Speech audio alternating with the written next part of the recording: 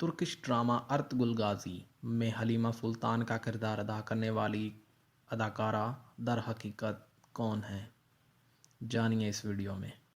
جو drama Ertugrul Ghazi دنیا بھر میں اور پاکستان میں مقبولیت حاصل کرتا جا رہا ہے تو لوگوں کا رجحان اس طرف بڑھتا جا رہا ہے کہ حلیمہ سلطان کا کردار ادا کرنے والی اداکارہ در حقیقت میں کون ہیں۔ حلیمہ سلطان کا اصل نام اسرا بلجیز ہے، جو کہ اکتوبر 1992 میں انقرہ میں پیدا ہوئیں۔ اسرا بلجیز، جو کہ حلیمہ سلطان کے نام سے فیمس ہو چکی ہیں، انہوں نے 2014 سے لے کے 2018 تک ارطغرل غازی ڈرامہ میں کردار ادا کیا۔ یہ ان کی زندگی کا پہلا ترین ڈرامہ تھا، اسی سے یہ اتنا فیمس ہو گئی کہ انہیں اور ڈراماز کی آفر ہونے لگی۔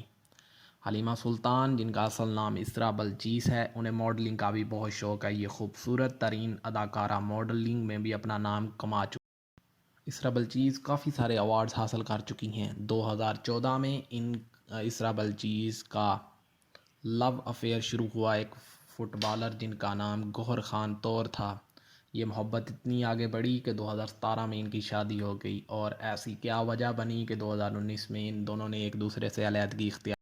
اسرا بلجیز، جن کا نام حلیمہ سلطانہ کے نام سے آج کل دنیا بھر میں مشہور ہے، ان کا سب سے بڑا کارنامہ تب تھا جب پریانکا چوپڑا، جو کہ اقوام متحدہ کی سفیر، جنہوں نے جنگ کی حمایت کرتے ہوئے پاکستان کے خلاف بولا تھا اور مسلمان لڑکی کے خلاف بھی بولا تھا، تب انہوں نے کرارا جواب دیا تھا پریانکا چوپڑا کو کہ آپ اقوام متحدہ کی سفیر ہوتی کیسے جنگ کی حمایت کر سکتی ہیں۔